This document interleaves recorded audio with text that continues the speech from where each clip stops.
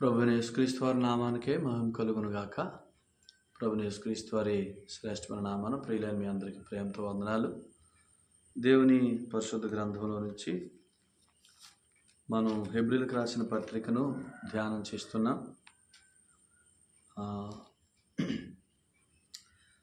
ఈ ధ్యానాలన్నిటిలో ప్రభు సహాయం చేస్తున్నారు.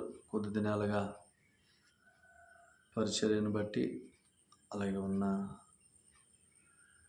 పరిస్థితులను బట్టి వాక్యాన్ని క్రమంగా అందించలేకపోయాం. తిరిగి ప్రభు ఈ రోజు నుంచి మరలా మనకి తన వాక్యాన్ని అందిస్తూ ఉన్నారు. అందుకే ప్రభువును స్తుతిస్తూ ఉన్నాను.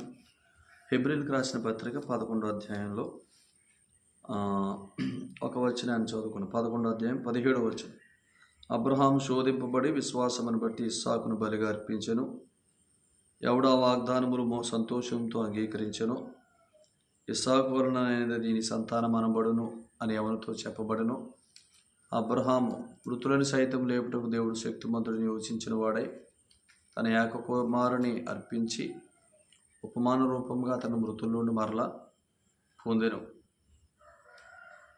తరువాత మిగిలిన సంగతులు చదువుకుంటూ ముందుకు సాగుదాం. ప్రార్థన చేద్దాం. పరిశుద్ధుడైన తండ్రి, ప్రేమ కలిగిన దేవుని మీకు వందనాలు.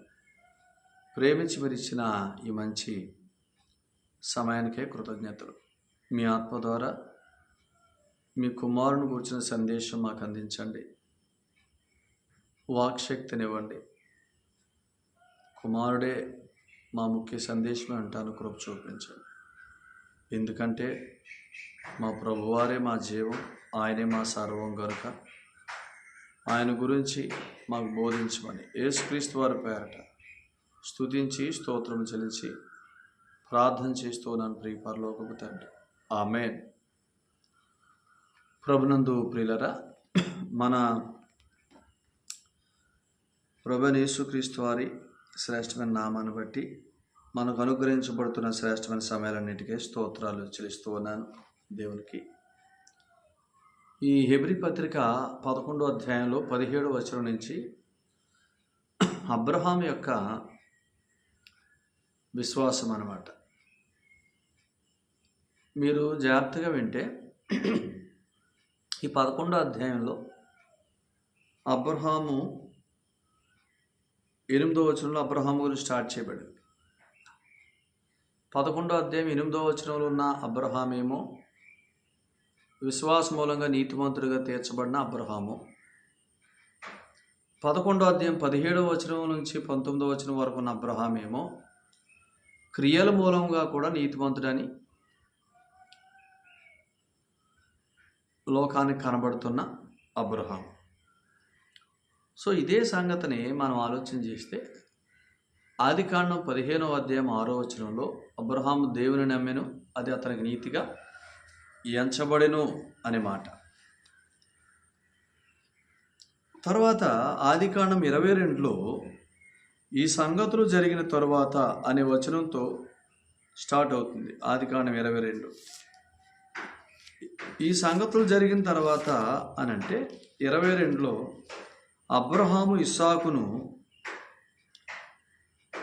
దేవునికి అర్పించడానికి వెళ్ళాడనమాట. సో అంటే ఆదికాండం 15లోనేమో విశ్వసించినప్పుడు యేసుక్రీస్తునందు విశ్వాసం మూలంగా కలుగుతున్న నీతి. ఆదికాండం 22లో ఆ విశ్వాసాన్ని బట్టి జీవిస్తూ ఉండగా ప్రజలందరి ఎదుట కలుగుతున్న సాక్ష్యం, మంచి జీవితం. అందుకని ఇందుని బట్టి నువ్వు దేవునికి భయపడవాడవని నేను ఎరిగాను అబ్రహామా అని అన్నాడంటే విశ్వాస మూలంగా నీతిమంతుడయ్యాడు 15:6లో ఆదికాండంలో. ఆ విశ్వాసాన్ని బట్టి జీవిస్తూ దైవభయం కలిగి ముందుకు సాగుతున్నాడు. ఇక్కడేమో అబ్రహాం యొక్క విశ్వాసం వెల్లడైంది.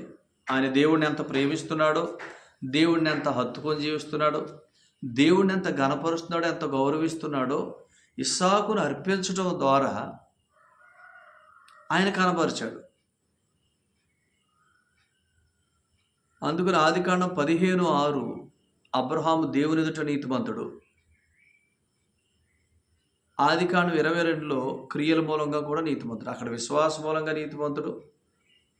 విశ్వాస మూలంగా నీతిమంతుడైన వ్యక్తి విశ్వాస క్రియలు చేస్తే అవి విశ్వాసుల నీతి క్రియలు అని పిలువబడుతుంది. అందుకనే క్రియల మూలంగా కూడా నీతిమంతుడు అని అన్నాడు. అంటే అబ్రహాము ఆ క్రియను బట్టి దేవుని ఎదుట నీతిమంతుడిగా తీర్చబడ్డాడని కాదు.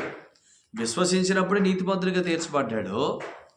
కానీ విశ్వసించిన వ్యక్తి విశ్వాస మూలంగా జీవిస్తున్నాడు కాబట్టి విశ్వాస మూలంగా జీవిస్తున్న వ్యక్తి విశ్వాస క్రియలు చేస్తాడు. ఆ విశ్వాస క్రియలు నీతి క్రియలు అని అన్నాడు. విశ్వాసుల నీతి క్రియలు అవి విశ్వాసిని లోకము ఎదుట నీతిగాను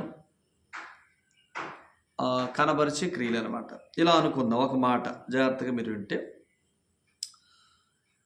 ఇదే హెబ్రీ పత్రిక 12వ అధ్యాయంలో యేసుప్రభు వారికి 2 పేర్లు. విశ్వాసమునకు కర్త, దానిని కొనసాగించువాడు. సో విశ్వాసమున కర్త అంటే ఏంటంటే విశ్వసించినప్పుడు మనల్ని నీతిమంతులుగా తీర్చడానికి అవసరమైన కార్యం చేసినాడు. దాన్ని కొనసాగించేవాడు అంటే ఎవరంటే ఆ విశ్వాసంలో నడిపించేవాడు కూడా. విశ్వాసమున కర్త అంటే విశ్వసించినప్పుడు నీతిమంతులుగా తీర్చినవాడు. దాన్ని కొనసాగించేవాడు అని అంటే ఆ విశ్వాసాన్ని బట్టి జీవిస్తూ నీతి క్రియల్లోనికి నడిపించేవాడు. అర్థమైంది కదా మీకు పాయింట్? సో ఇంకొక సంగతి మీకు చెప్తే, ఇప్పుడు యెహోషువ గ్రంథం 2వ అధ్యాయంలో రాహాబు అని వేషం ఉంది. రాహాబు అని వేషం ఉంది.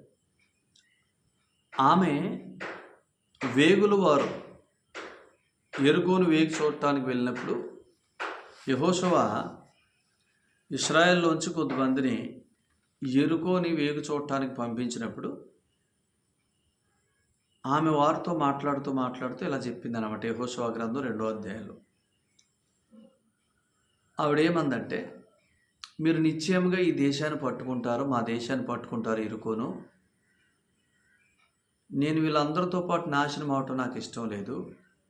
నేను విన్నాను, నేను విశ్వసించాను. ఏంటంటే మీ దేవుడు పైన ఆకాశమందు దేవుడే, కింద భూమి అందు దేవుడే.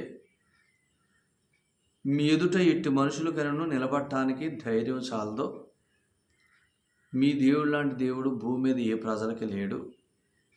ఆయన మీ ఎదుట ఎర్ర సముద్రాన్ని ఎలాగ ఆరిపోజేశాడో, అమోరీలో 2 రాజులైన సీహోనుకు ఓగుకు ఆయన ఏం చేశాడో, ఆయన మీ కొరకు ఆయన చేస్తున్న కార్యాలు వింటున్నప్పుడు మా గుండెలు కరిగిపోయాయి అని చెప్పింది ఆవిడ.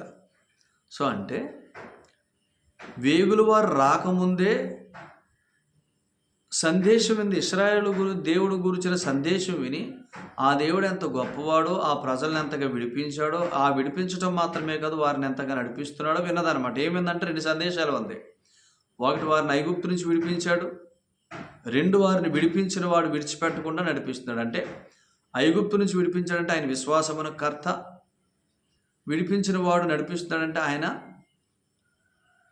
కొనసాగించువాడు. మన దేవుడు విడిపించువాడు మాత్రమే కాదు, కొనసాగింప చేయవాడు. ఈ సంగతి విని నాకు ఒక ఆనవాలు ఇవ్వండి అని అడిగింది. అంటే ఆల్రెడీ విశ్వసించింది. వేగులు వారు వచ్చినప్పుడు ఆ సంగతే తెలియజేసింది, తన విశ్వాసాన్ని తెలియజేసింది. ఇప్పుడు ఇలా ఆల్రెడీ ఆ సంగతి విశ్వసించినప్పుడే, వేగులు వారు రాకముందు ఈ సంగతులని విని ఇశ్రాయేలు దేవుడి కంటే గొప్ప దేవుడు లేడు, తన ప్రజల కొరకు ఇలాంటి కార్యాలు చేసే దేవుడి కంటే గొప్ప దేవుడు ఎవరని నమ్మినప్పుడే ఆమె రక్షించబడింది. ఆమె నీతిమంతురాలు. ఇప్పుడు వేగులు వారిని చేర్చుకోవటం అనేది ఏ క్రియ? ఆ విశ్వాసంలో నుంచి పుట్టిన క్రియ. అది విశ్వాస క్రియ. ఆ దేవుని పక్షంగా ఆ దేవుని పిల్లలు వచ్చారు, నిత్యముగా వారు ఈ పట్టణాన్ని పట్టుకుంటారు అని ఎరిగి వారిని చేర్చుకుంది. వారిని ప్రేమతో చేర్చుకుంది. నాకు ఆనవాలు ఇవ్వండి అని అడిగింది. కాబట్టి ఇది విశ్వాస క్రియ. ఆమె విశ్వాస అయింది. ఇప్పుడు విశ్వసించినప్పుడు నీతిమంతురాలుగా తీర్చబడింది. అది దేవుని ఎదుట. ఆమె విశ్వసించినప్పుడు నీతిమంతురాలుగా తీర్చబడింది. అది వీరికి కూడా తెలియదు, ఆవిడ చెప్పే వరకు, వేగుల వారికి కూడా తెలియదు. అది దేవునికి ఆమెకి మధ్య ఉన్నది అనమాట. అలాగనే ఏ వ్యక్తి అయినా యేసు ప్రభునందు విశ్వాసం ఉంటే, యేసు ప్రభువా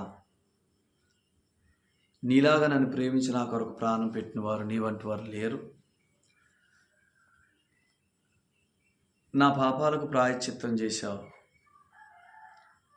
నన్ను నీతిమంతుడిగా తీర్చడానికి తిరిగి లేచావు అని ఎవరైతే నమ్మారో, అది ఎవరికి తెలియపోయినా పర్లేదు, నువ్వు నమ్మినప్పుడే నువ్వు దేవుని ఎదుట నీతిమంతుడవు, నీతిమంతురాలు. అది దేవునికి నీకు మధ్యన దేవుని ఎదుటది. దేవుని ఎదుట నీతి అనేది అది వ్యక్తిగతమైంది, నువ్వు నమ్మినప్పుడు జరిగేది. సో అందుకనే రాహాబు అని వేశ్య వేగుల వారు రాకముందే విన్నదే, నేను విన్నాను, నేను విశ్వసించానని అందే, అప్పుడే నీతిమంతురాలుగా తీర్చబడింది విశ్వాసం మూలంగా. అది దేవుని ఎదుట విశ్వాస మూలముగా సువార్తను నమ్మినప్పుడు నీతిమంతులుగా తీర్చబోట దేవుని కుమారులు ఒకటి అనేది దేవుని ఎదుట. ఆ విశ్వాసాన్ని బట్టి దైవ భయం కలిగి దేవుని కొరకు కార్యాలు చేయుట, అది విశ్వాస క్రియలు లేదా విశ్వాసుల నీతి క్రియలు. అది ఆ విశ్వాస యొక్క విశ్వాసాన్ని వెల్లడజేసే క్రియలు అన్నమాట.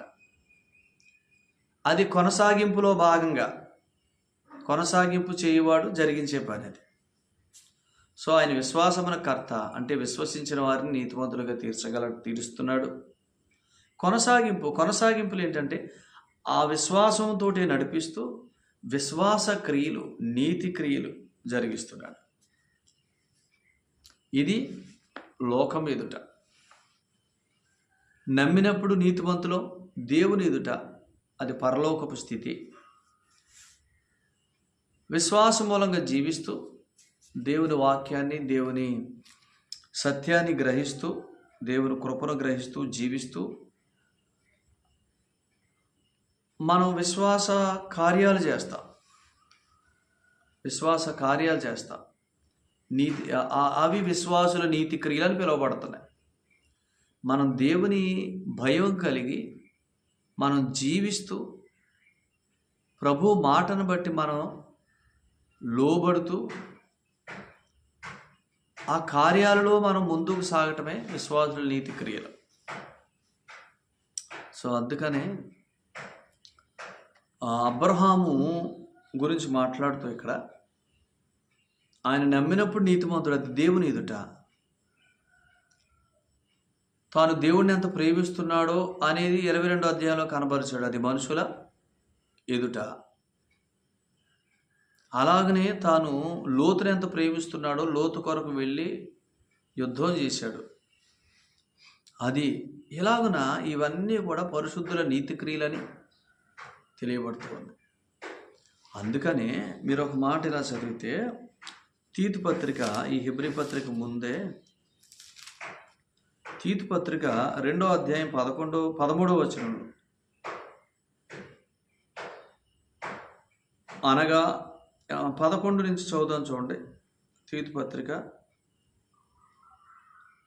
ఏలయనగా సమస్త మనుషులకు రక్షణకరమైన దేవుని కృప ప్రత్యక్షమై మనము భక్తిహీనతను, ఇహలోక సంబంధమైన దురాశలను విసర్జించి శుభప్రదమైన నిరీక్షణ నిమిత్తం, అనగా మహాదేవుడును మన రక్షకుడైన యేసుక్రీస్తు మహిమ యొక్క ప్రత్యక్షత కొరకు ఎదురు చూచుచు ఈ లోకములో స్వస్థబుద్ధితోను, నీతితోను, భక్తితోను బ్రతుకుచుండవాలని మనకు బోధించుచున్నది. చూసారా, కృప మనకేమని బోధిస్తుంది అని అంటే, కృప బోధ ఏంటంటే ఈ లోకములో మనం స్వస్థబుద్ధితోను, నీతితోను, భక్తితోను బ్రతకాలే. 14వ వచనం, ఆయన సమస్తమైన దుర్నీతి నుండి మనల్ని విమోచించింది. ఎందుకంటే సత్క్రియలు, నీతి క్రియలు చేయటానికే. అంటే విమోచించబడిన వారే నీతి క్రియలు చేయగలరు. ఆయన విమోచిస్తుంది ఎందుకంటే నీతి క్రియలు చేయటానికి, సత్కార్యాలు చేయటానికి. అంటే విమోచనకు వేరుగా సత్క్రియలు, నీతి క్రియలు చేయటం అనేది లేదన్నమాట. విమోచించబడిన వారు ఆ విమోచన తాలూకు అనుభవంతో జీవిస్తూ ఉండగా మనం చేస్తాం కార్యాలు. ఆయన మన ద్వారా జరిగిస్తాడు కార్యాలు. అవి ధర్మకార్యాలు కావచ్చు, ఇంకోటి కావచ్చు. ఇవన్నీ కూడా పరిశుద్ధుల నీతి క్రియలు అని అన్నాడు. ఇప్పుడు ఇలా చెప్తాను వినండి, ఎందుకు ఇవి నీతి కార్యాలు, సత్కార్యాలని పిలువబడుతున్నాయి? విమోచించబడిన వారు చేస్తున్న కార్యాలు ఎందుకు నీతి కార్యాలు, సత్కార్యాలను పిలువబడుతున్నాయి? విమోచించబడిన వారు అలాగే యేసుప్రభుని నమ్మకుండా ధర్మకార్యాలు ఇవన్నీ చేసేవారు ఉన్నారు లేదా? ఉన్నారు. యేసు ప్రభుని నమ్మకుండా ఈ కార్యాలు చేస్తే అవి ఎందులోకి వస్తున్నాయి? అవి స్వనీతి క్రియల్లోకి వస్తున్నాయి. యేసు ప్రభుని నమ్మిన వారు చేస్తున్న కార్యాలు ఎందులోకి వస్తున్నాయి? సత్క్రియల్లోకి వస్తాయి. ఎందుకో చెప్తాను. యేసు ప్రభుని నమ్మని వారు కార్యాలు ఎందుకు చేస్తున్నారు? ఈ కార్యం ద్వారా అయినా దేవుడు నన్ను నీతిమంతుడిగా తీరుస్తాడేమో అనే ఉద్దేశంతో. అది దైవ సంకల్పం కాదు. కార్యాల మూలంగా నీతిమంతుడిగా తీర్చబట్ట అనేది దైవ సంకల్పం కాదు. దైవ సంకల్పం ఏంటి? యేసు ప్రభునందు విశ్వాసం మూలంగా నీతిమంతుడిగా తీర్చబడుట. ఇది దైవ సంకల్పం. కాబట్టి యేసు ప్రభువుకు వేరుగా, అంటే నమ్మకుండా, యేసు ప్రభుని నమ్మకుండా ఏదో నీతి కార్యం చేస్తే ఆయన నన్ను నీతిమంతుడిగా తీరుస్తాడు అని చేసేదేమో అది స్వనీతి క్రియ. ఆ కార్యాల ద్వారా మనుషుడు నీతిమంతుడిగా తీర్చబడ్డాడు. ఎలా అనగా ధర్మశాస్త్ర సంబంధమైన లేదా మత సంబంధమైన క్రియల మూలంగా ఏ మనుషుడు దేవుని ఎదుట నీతిమంతుడిగా తీర్చబడ్డ సంగతి స్పష్టమో అని అన్నాడు గలతీ పత్రికలో. అది స్పష్టం. క్రియల మూలంగా నీతిమంతులు అవటం అనేది అసాధ్యం అనే సంగతి స్పష్టం. సో కాబట్టి వారు ఆ కార్యాలు ఎందుకు చేస్తున్నారంటే దేవుని ఎదుట నీతిమంతులు మనం అనిపించుకుంటామేమో అన్న దాని కొరకు చేస్తున్నారు. సో అది జరగని పని. కాబట్టి ఆ కార్యాలు అవి స్వనీతి క్రియల కింద లెక్కించబడుతున్నాయి. ఇక్కడ ఒక వ్యక్తి యేసుప్రభుని విశ్వసిస్తే యేసుప్రభునందు విశ్వాస మూలముగా నీతిమంతుడిగా తీర్చబడుతున్నాడు. ఇది దైవ సంకల్పం. విశ్వాస మూలముగా నీతి దైవ సంకల్పం. యేసుప్రభునందు విశ్వాస మూలంగా నీతిమంతుడిగా తీర్చబడుతున్నాడు. ఈ నీతిమంతుడిగా తీర్చబట్ట అనే దాన్ని ఏమన్నాం? విశ్వాస మూలంగా నీతిమంతుడిగా తీర్చబట్ట, విశ్వాసమునకు కర్తగా ఆయన చేస్తున్న పని.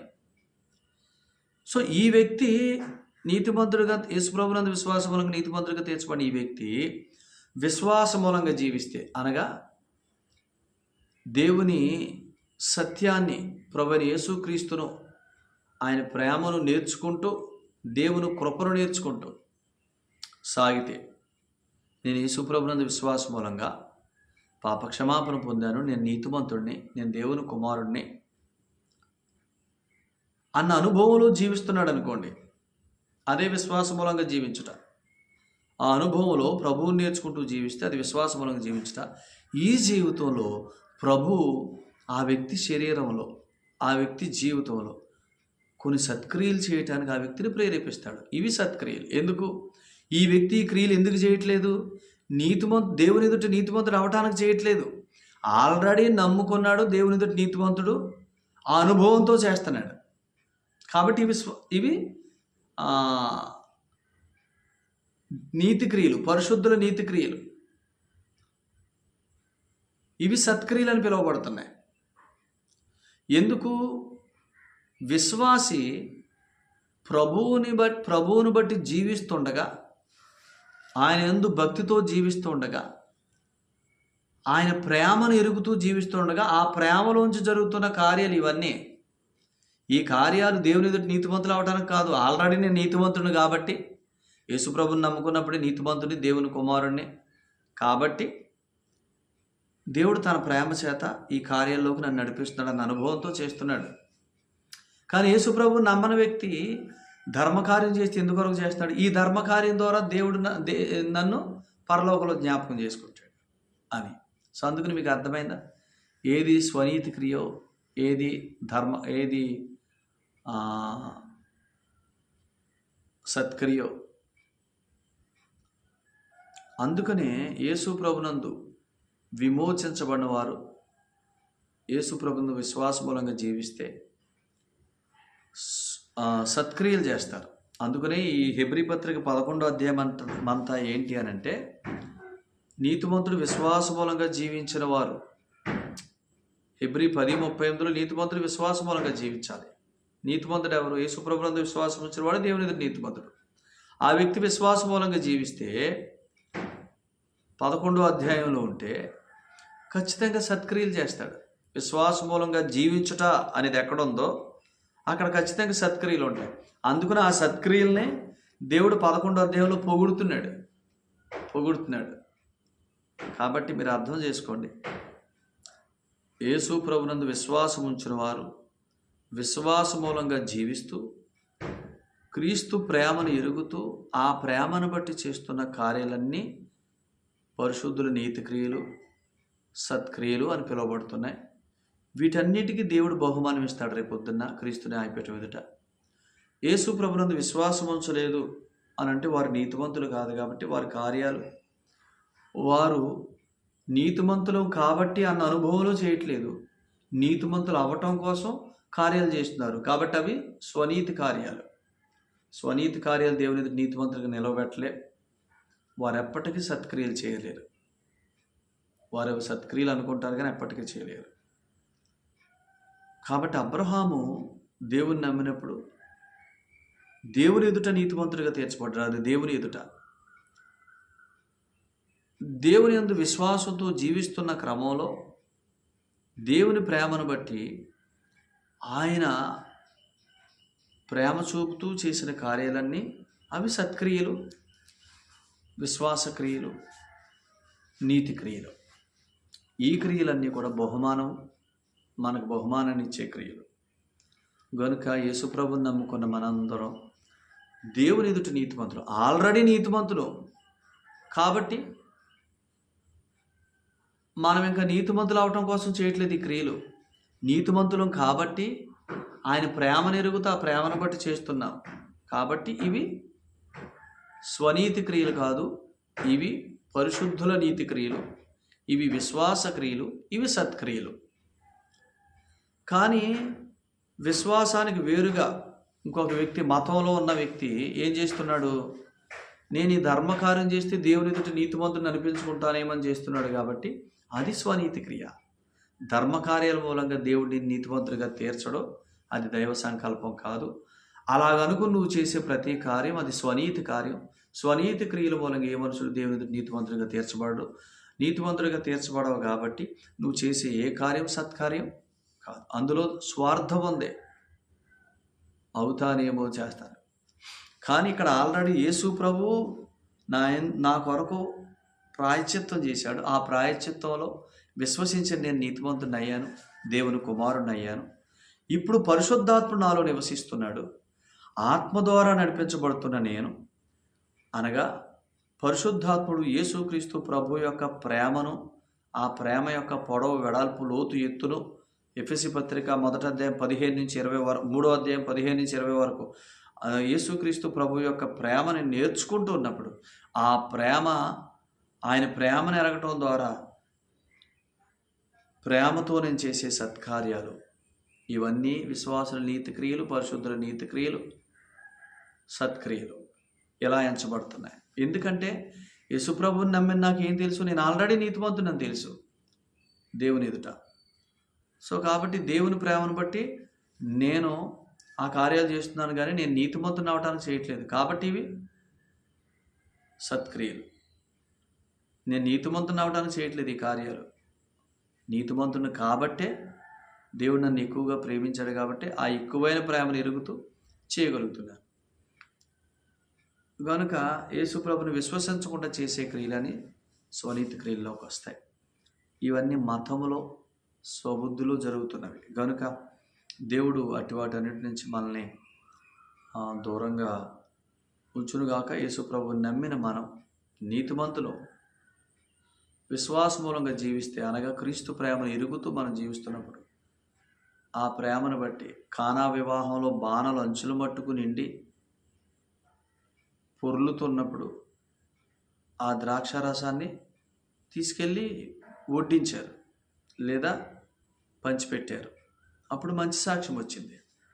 అలాగే దేవుని ప్రేమను మనల్ని నీతిమంతులుగా తీర్చడం కొరకు సిలువలో తన ప్రాణం ఇచ్చి రక్తం చిందించి చనిపోయి తిరిగి లేచిన యేసు ప్రభువుని ఎంతగా నేర్చుకుంటామో, యేసు ప్రభునందు విశ్వాసమునకు నేను నీతిమంతుడిని, నా నీతి అయ్యున్న యేసు ప్రభు నన్ను ఎంత ప్రేమించాడని మనం ఎంత నేర్చుకుంటాం, యేసు ప్రభు ప్రేమను ఎంత నేర్చుకుంటామో అంతగా మనం పొర్లుతాం, నిండి పొర్లుతాం.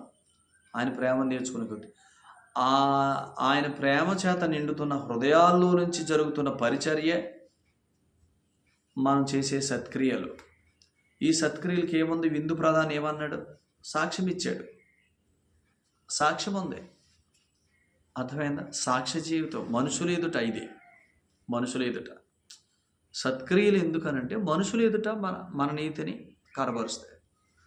విశ్వాసం సువార్తను నమ్మినప్పుడు దేవుని ఎదుట మన నీతిమంతులు. విశ్వాస మూలంగా జీవిస్తున్నప్పుడు మనుషుల ఎదుట కూడా మన విశ్వాస క్రియలను బట్టి మనం నీతిమంతులుగా కనబడతాం. దేవుడు ఇటు సంగతులను మనకు అందించినందుకు ప్రభుని స్తుతిస్తూ ఉన్నాను. ఈ సంగతులు గ్రహించడం 1-2 సార్లు ఎవరండి. దేవుడు మిమ్మల్ని మీ కుటుంబాలు బాగా దీవించునుగాక. ప్రార్థన చేద్దాం. పరిశుద్ధుడైన తండ్రి, మీకు వందనాలు. మీరు ఇచ్చిన సందేశానికే స్తోత్రాలు నాయన. ఏవి స్వనీతి క్రియలో, ఏవి నాయన విశ్వాస క్రియలో, సత్క్రియలో, పరిశుద్ధుల నీతి క్రియలో ఈ భేదాన్ని మీరు మాకు తెలియచేశారు. ఈ సంగతులు ప్రియులందరూ గ్రహింపులోకి వచ్చినట్లు సహాయం చేయండి. ఇంకెవరైతే మీ యందు విశ్వాసం ఉంచలేదో వారు స్వనీతి క్రియలో ఉన్నారు. ఎందుకంటే నా క్రియల మూలంగా నేను నీతివంతుని అవుతానేమో అనే ప్రయత్నం స్వనీతి. యేసు ప్రభు నా కొరకు చనిపోయి తిరిగి లేచాడు, నా పాపాలకు ప్రాయశ్చిత్తం చేశాడు. ఆయన విశ్వాసం మూలంగా నీతిమంతులుగా తీర్చబడ్డాను అని ఎవరైతే ఇంకా నమ్మలేదో వారు నమ్మి విశ్వాసం మూలంగా నీతిమంతులుగా తీర్చబడి దేవుని కుమారులుగా చేయబడి పరిశుద్ధాత్మకు ఆలయాలై ఆ ఆత్మచేత విశ్వాసమూలంగా నడిపించబడుతూ దేవుని ప్రేమను నేర్చుకుంటూ ఆ ప్రేమలోంచి సత్కార్యాలు, పరిశుద్ధుల నీతి కార్యాలు చేసే అనుభవంలోకి వారు నడిపించండి. నమ్ముకున్న పిల్లలందరూ కూడా ఆత్మచేత నడిపించబడుతూ ప్రభువును గూర్చిన ప్రేమను ఎక్కువగా ఎరుగుతూ సత్కార్యాలు పాలువారే ఉన్నట్లుగా మీరు వారిని విమోచించారని ఎరిగి ముందుకు సాగడానికి సహాయం చేయండి.